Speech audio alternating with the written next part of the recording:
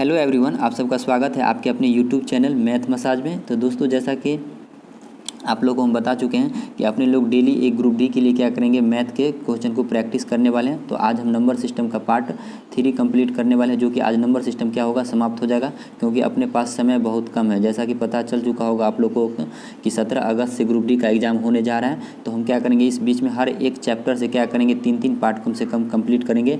जो हमको ऐसा लगेगा कि नहीं, ये क्वेश्चन सब फिर से एग्ज़ाम में आ सकता है, तो उसी क्वेश्चन को क्या करने वाले हैं, प्रैक्टिस करने वाले हैं। तो जो लोग भी वह 2 पार्ट नहीं देखें नंबर सिस्टम का, तो वह एक बार ज़रूर जाके देख लीजिए। चलिए फिलहाल इसमें हम बात करते हैं आज का पहला नंबर सवाल। देखिए इसमें क्या बोल रहा है पहला नंबर सवाल में कि यदि पहली संख्या और दूसरी संख्या तीसरी संख्या की तुलना में 25% और 50% अधिक है, तो पहली और दूसरी संख्या के बीच का अनुपात क्या होगा। देखिए ऐसे में हम क्या करेंगे, एग्जाम हॉल में मान के नहीं बनाएंगे कि माना कि पहली संख्या x, दूसरी संख्या इतना y, तीसरी संख्या z, इस हिसाब से नहीं बनाएंगे। इसमें हम क्या करेंगे, इसको रेशियो विधि से बनाने का हम कोशिश करेंगे। तो हम सबसे पहले लिख लेते हैं कि ये हम पहली संख्या है, ये दूसरी है और ये तीसरी है। और बोल क्या रहा है कि तीसरी संख्या की तुलना में पहला और दूसरा इतना इतना क्या है, अधिक है। तो तीसरी संख्या हम यहाँ पे मान लेते हैं कितना है, 100 है। यानी कि 100 हम इसलिए मानते हैं कि रेशियो की विधि से हम क्या करेंगे, तीनों का अनुपात निकाल लेंगे। तो तीसरी संख्या कितना है, 100 है। तो दूसरी संख्या कितना आ जाएगा, पहली संख्या दूसरी संख्या तीसरी संख्या से 25% और 50% अधिक है। यानी कि पहली संख्या 25% अधिक है, तो 100 में हम 25 जोड़ देंगे। और दूसरी संख्या क्या है, 50% अधिक है, तो हम तीसरी संख्या में 50 जोड़ देंगे, तो ये 150 आ जाएगा। यानी कि दूसरी संख्या, देखिए यहाँ पे हम कंपेयर करके बता रहे हैं कि इसमें पूछ क्या रहा है कि पहली संख्या दूसरी संख्या तीसरी संख्या की तुलना में 25% अधिक है। तो तीसरी संख्या की तुलना में पहली संख्या तो 25% अधिक है, फिर तीसरी संख्या की तुलना में दूसरी संख्या 50% अधिक है, तो यहाँ पे 150 लिख दिए। अब क्या पूछ रहा है कि पहली और दूसरी संख्या के बीच का अनुपात क्या है, पहली और दूसरी संख्या के बीच का अनुपात क्या है। तो पहली संख्या क्या है, a है, और दूसरी संख्या क्या है, b है। तो इसके अनुपात पूछ रहा है, तो अनुपात हम यहाँ पे निकाल लेंगे। अब इसको काट लेंगे बट्टा में, यानी कि 125 अब बाई कितना, 150। तो 25 से काट लेंगे, 25 पंचे अब 25 छक्के 150। तो ये कितना आ जाएगा, 5:6, जो कि ऑप्शन नंबर पहला हो जाएगा। आई होप कि आप लोगों को ये सब समझ में आ रहा होगा। और हम ऐसा मान के चलते हैं कि आप लोग एक बार कंप्लीट सिलेबस पढ़ चुके हैं। अगर नहीं भी पढ़े हैं तो थोड़ा सा भी बेसिक अगर जानते होंगे तो आपको ये सब सवाल समझ में आ रहा होगा। तो चलिए फिलहाल हम बढ़ते हैं अब अगले नंबर सवाल पे। तो ये रहा फ्रेंड्स अगला नंबर सवाल। दोस्तों एक बात और हम बता दें कि जो लोग भी पहली बार वीडियो देख रहे हैं तो वो चैनल को सब्सक्राइब कर ले, ताकि जब भी हम अगला वीडियो अपलोड करेंगे तो उसका नोटिफिकेशन उसे सबसे पहले मिल जाएंगे। और जब तक ग्रुप डी का एग्ज़ाम चलेगा तब तक हम मैथ और रीजनिंग के क्वेश्चन को प्रैक्टिस करवाते रहेंगे। दोस्तों आप लोग शेयर भी किया कीजिए, क्योंकि आपका एक लाइक और एक शेयर ही हमको क्या करता है, अगला वीडियो बनाने के लिए मोटिवेट करते रहते हैं। तो चलिए इसमें फ़िलहाल हम इस सवाल को देखते हैं। इसमें देखिए क्या पूछ रहा है कि एक महल में 40 व्यक्ति हैं, यदि प्रत्येक व्यक्ति अन्य सभी व्यक्तियों से हाथ मिलाते हैं तो कितनी बार हाथ मिलाए जाएंगे। यानी कि एक महल में टोटल क्या है, 40 व्यक्ति है, तो सब क्या करता है, एक दूसरे से हाथ मिलाता है। यानी कि ये इससे मिलाएगा, फिर ये इससे भी मिलाएगा, ये इससे भी मिलाएगा, ये इससे भी मिलाएगा, सबसे ये क्या करता है, हाथ मिलाता है। फिर ये क्या करेगा, इससे मिलाएगा, फिर ये इससे मिलाएगा, फिर ये इससे मिलाएगा। यानी कि एक दूसरे से सब क्या करता है, हाथ मिलाता है। यानी कि 40 व्यक्ति हैं। तो पूछा है क्या कि कितनी बार हाथ मिलाए जाएंगे। तो ऐसे सवालों को क्या करेंगे, एक फार्मूला आता है इसका बनाने के लिए, उस विधि से हम क्या करेंगे, फार्मूला के बेस से इसको सॉल्व करेंगे। इसका एक फार्मूला होता है n इंटू का n-1/2 n। यानी कि n क्या है, जितना व्यक्ति दिया रहेगा वही n क्या है, इसका संख्या है। यानी कि n कितना है, जितना संख्या दिया है, यानी कि 40 व्यक्ति है तो 40 लिख लेंगे। और फिर मल्टीप्लाई 40 में से 1 घटा देंगे, यानी कि n-1 है तो 40 में से 1 घटा लेंगे तो कितना आ जाएगा, 39 बट्टा का 2। इसको सिंप्लीफाई कर लेंगे, वही मेरा आंसर आ जाएगा। 2 से काट लेंगे तो ये कितना आ जाएगा, 20। और 20 को हम 39 से मल्टीप्लाई करेंगे तो 39 दूना कितना आता है, 78। और इस पर एक जीरो चिपका देंगे तो कितना आ जाएगा, 780, जो कि ऑप्शन नंबर किस में हो जाएगा, दूसरा में हो जाएगा। आई होप कि आप लोगों को ये सब समझ में आ रहा होगा। इसका मेन क्या है, एक फार्मूला से याद रखना है, यानी कि n इंटू n-1/2 होता है। चलिए अब बढ़ते हैं अगले नंबर सवाल पे। आई होप कि आप लोगों को ये सब समझ में आ रहा होगा। तो ये रहा फ्रेंड्स अगला नंबर सवाल। जो लोग भी वह 2 पार्ट नहीं देखे नंबर सिस्टम का, वह एक बार ज़रूर जाके देख लीजिए। बहुत छोटा छोटा वीडियो है, बहुत कुछ सीखने को मिलेगा आप लोगों को। इसमें देखिए क्या पूछ रहा है कि एक किसान के घर में मुर्गी और बकरियां हैं, ठीक है। उसके सिरों की संख्या यानी कि मुर्गी के कुल सिर और बकरी के कुल सिर की संख्या कितना है, 42 है। उनके पैरों की कुल संख्या कितना है, 138 है। तो मुर्गी की संख्या हमसे पूछ रहा है, मुर्गी की संख्या हमसे पूछ रहा है। तो हम यहाँ पे मान लेंगे क्या कि घर में मुर्गी कितना है, x है, और बकरी कितना है, y है। तो x + y का मान कितना है, 42 है। यानी कि सिर तो क्या होगा, एक मुर्गी का एक ही होगा, एक बकरी का एक ही होगा। तो x + y का मान कितना, 42। अब यहाँ पे सोचने वाली बात है कि उनके सिरों की संख्या तो 42 हो गया। अब यहाँ पूछ रहा है क्या कि उनके पैरों की संख्या 138 है। इसका मतलब क्या हुआ कि मुर्गी के पैर कितना होता है, 2 होता है। हम इसको 2 से मल्टीप्लाई करेंगे। अब प्लस बकरी के पैर की संख्या कितना होता है, 4, तो हम इसको 4 से मल्टीप्लाई करेंगे। अब बराबर कर देंगे कितना, 138। अब हम यहाँ से क्या करेंगे कि मुर्गी की संख्या हमसे पूछ रहा है, तो मुर्गी की संख्या यानी कि y का मान हमसे पूछ रहा है, तो x का मान क्या करेंगे, यहाँ से दोनों को इक्वल कर देंगे। ये दोनों समीकरण बन गया है। तो हम यहाँ पे इसको क्या करेंगे, इसको हम 2 से मल्टीप्लाई कर देंगे। यानी कि ऊपर वाले समीकरण को हम क्या करेंगे, 2 से मल्टीप्लाई कर लेंगे। तो 2 से मल्टीप्लाई करेंगे तो कितना आ जाएगा, 2x आप प्लस का 2y आप बराबर 42 दूना कितना आ जाएगा, 84। 42 दूना कितना आ जाएगा, 84। अब यहाँ से देखिए इन दोनों समीकरण में क्या हो गया, हमको x का मान हटाना था, तो दोनों x क्या हो गया, इक्वल हो गया। तो अब यहाँ से हम दोनों को मान निकाल सकते हैं समीकरण में। तो पहला समीकरण में से इसको घटाएंगे तो ये माइनस आ जाएगा, तो ये प्लस माइनस गया। अब 4 में से हम 2y को माइनस करेंगे तो ये कितना आ जाएगा, 2y इक्वल टू 8 में से 4 चला जाएगा तो कितना आएगा, 8 में से 4 चला जाएगा तो 4, और यहाँ पे बच जाएगा कितना, 13 में से 8 जाएगा 5। तो या अगर हम यहाँ पे y का मान निकालेंगे तो 2 से काटेंगे तो ये कितना आ जाएगा, 27, जो कि ऑप्शन किसी में देखने को नहीं मिल रहा है। आई होप कि कहीं मिस्टेक हो गया होगा। देखिए उनके पैरों की कुल संख्या 138 है। 1 मिनट, ये क्या पूछ रहा है कि मुर्गी और बकरियों की सिरों की संख्या 42 है। तो x + y का मान 42 हो गया। x + y का मान कितना, 42, यानी कि सिर की संख्या 42 हो गया। और उनके पैरों की कुल संख्या 138 है। तो मुर्गी के पैर की संख्या कितना होता है, 2, तो 2x, और बकरी के कितना होता है, 4, तो 4y अब बराबर कितना, 138। हमको मुर्गी की संख्या निकालना है। तो मुर्गी अपने पास क्या है, x है ना, सॉरी मुर्गी तो x है, तो हम y को माइनस करेंगे, यानी कि y को हटाएंगे। वो विधि भी सही था, वो भी सही आया था। फिलहाल इसको हम हटा दिए, तो इसको हम सॉल्व करते हैं। तो ये क्या हो गया, अब हम यहाँ पे क्या करेंगे, वहाँ पे क्या हो गया था, बकरी की संख्या निकल गया था। तो अब हम यहाँ पे क्या करेंगे, मुर्गी की संख्या निकालेंगे। तो इसको हम क्या करेंगे, इसको 4 से मल्टीप्लाई करेंगे, क्योंकि यहाँ पे क्या है, यहाँ पे 4 है मुर्गी, सॉरी बकरी, इसलिए बकरी यहाँ पे 4 है। तो इसको हम बकरी वाले को हटा लेंगे, तो इसको 4 से मल्टीप्लाई करेंगे। तो ये कितना आ जाएगा, 4x + का 4y इंटू 42 चौका कितना आ जाएगा, 8, 4 चौका 16, 168। ये पहले से है 2x + का 4y बराबर का कितना, 138। ये तो पहले से है, अब इसको माइनस कर लेंगे। तो देखिए ये प्लस माइनस तो गया, तो 4 में से 2 चला जाएगा तो कितना बचेगा, 2, 4 में से 2 चला जाएगा तो 2x इक्वल टू 168 में से 138 चला जाएगा तो कितना बचेगा, 0, 16 में से 30, यानी कि ये 30 बचेगा। तो हम यहाँ से x का मान निकालेंगे, 2 से इसको काट लेंगे तो कितना बार में कटेगा, 15।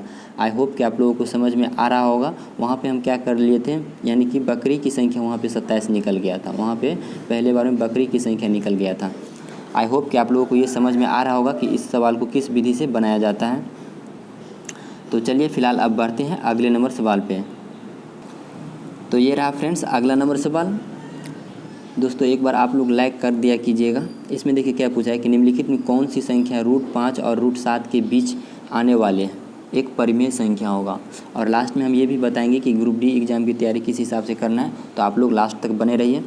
इसमें देखिए क्या पूछ रहा है कि √5 और √7 के बीच आने वाली एक परिमेय संख्या।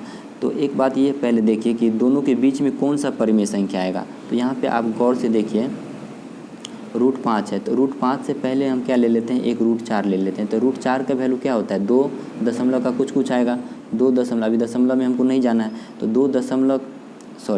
√4 का वैल्यू कितना आता है, 2 आता है, √4 का वैल्यू 2 आता है। तो इसका मतलब क्या हुआ कि √5 का वैल्यू तो 2 से ज़्यादा आएगा, यानी कि √5 का वैल्यू क्या आएगा, 2 दशमलव का समथिंग आएगा। उसी तरह √7 यहाँ पे दे दिया है, तो √7 का वैल्यू कितना आएगा, हम इससे पहले एक ऊपर चले जाते हैं यानी कि √9, तो √9 का वैल्यू कितना आता है, 3 आता है। तो इसका मतलब क्या हुआ कि √7 9 का वैल्यू 3 आता है, तो इसका मतलब √7 का वैल्यू 3 से तो कम आएगा, 3 से कम आएगा। तो आप ऑप्शन में मैच कीजिए, यानी कि 2 और 3 से क्या होगा, बीच में आने वाला वही मेरा परिमेय संख्या हो जाएगा। तो 2 और 3 के बीच में यहाँ पे देखिए पहला ऑप्शन आ रहा है, नहीं आ रहा है, क्योंकि यहाँ पे तो क्या दे दिया है, 4 दे दिया है पहले, ये भी 1 दे दिया है, नहीं आ रहा है, ये भी 3 से क्या है, ज़्यादा ही है। ये क्या किया है, यानी कि ये तो 2 से भी कम कर दिया है, तो ये तो होगा नहीं दूसरा ऑप्शन। 1 मिनट इसको हटा देते हैं। पहला ऑप्शन देखिए, पहला ऑप्शन क्या है, मेरा आंसर क्या आने वाला है, यानी कि आने वाली परिमेय संख्या क्या आएगा, 2 और 3 के बीच में आएगा, 2 और 3 के बीच में आएगा। तो यहाँ से देखिए पहला ऑप्शन तो सीधे 4 है, तो ये तो रॉन्ग हो जाएगा। फिर ये देखिए ये तो 1 है, यानी कि 2 से भी कम है, तो ये कम, ये रॉन्ग हो जाएगा। फिर तीसरा ऑप्शन देखिए 2 और 3 के बीच में आ रहा है, तो ये मेरा राइट आंसर हो जाएगा। और फिर ये देखिए ये तो 3 से ज़्यादा है, तो ये तो होगा नहीं, तो इसलिए मेरा राइट आंसर क्या आ जाएगा, option number C. I hope कि आप लोगों के अप्रोच समझ में आ रहा होगा कि ऐसे सवालों को हम किस विधि से सॉल्व करेंगे। यानी कि अगर √5 पूछा है तो हम पहले क्या किए, √4 का वैल्यू निकाल के देखें तो कितना 2 आ रहा है। फिर √7 पूछा है तो हम जानते हैं कि √9 का वैल्यू कितना 3 आता है, तो इसी हिसाब से हम क्या किए, कंपेयर कर लिए हैं कि दोनों का वैल्यू क्या आएगा, बीच में आएगा, यानी कि 2 से बड़ा आएगा और 3 से क्या आएगा, 3 से कम आने वाला, यानी कि दोनों के बीच में आएगा। तो दोनों के बीच में ऑप्शन कौन है, ऑप्शन नंबर तीसरा ही है एकमात्र। आई होप कि आप लोगों को ये सब समझ में आ रहा होगा। चलिए बढ़ते हैं अगले नंबर सवाल पे। तो ये रहा फ्रेंड्स अगला नंबर सवाल। इसमें देखिए क्या पूछ रहा है कि वह छोटी से छोटी 6 अंकों की संख्या ज्ञात करे जो 18 का गुणज हो। यानी कि 18 का गुणज का मतलब ये हुआ कि वह संख्या 18 से पूरी तरह से डिवाइड होना चाहिए।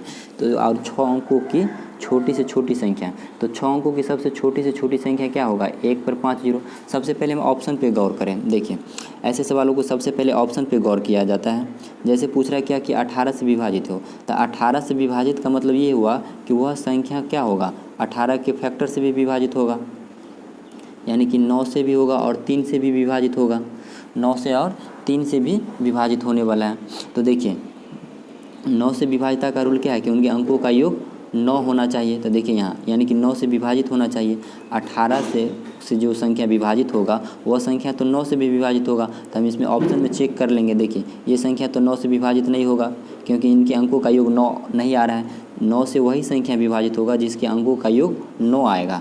जैसे देखिए चौथा ऑप्शन में भी अंकों का योग 9 नहीं आ रहा है, तो ये भी रॉन्ग हो जाएगा। अब बचा कि अपने पास 2 ऑप्शन, तो 2 ऑप्शन में हम क्या कर सकते हैं, यहाँ दोनों को अब तो आपको हमको क्या करना पड़ेगा, भाग देना ही पड़ेगा। यानी कि अब 2 ऑप्शन तो गया, तो अब हम क्या करेंगे, इसको हटा लेते हैं।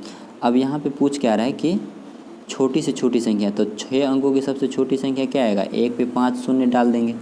अब इसमें हम क्या करेंगे, 18 से डिवाइड करेंगे। इसको हम क्या करेंगे, 18 से डिवाइड करेंगे। तो ये कितना से लगेगा, यानी कि 18 पंचे कितना आ जाएगा, 90, फिर 10, फिर ये 0 उतारेंगे, तो फिर 18 पंचे 90, यानी कि ये 5 है, तो 18 पंचे 90, फिर ये 10 आ जाएगा, फिर ये 0 उतारेंगे, तो फिर 18 पंचे 90, फिर 10 आ जाएगा, फिर ये लास्ट वाला 0 उतारेंगे, तो फिर 18 पंचे 90, यानी कि शेष कितना बच रहा है, 10 बच रहा है। तो अब हम क्या पूछ रहा है कि अगर हम इसमें 18 का गुणज होना चाहिए, तो शेष कितना बचा है, 10।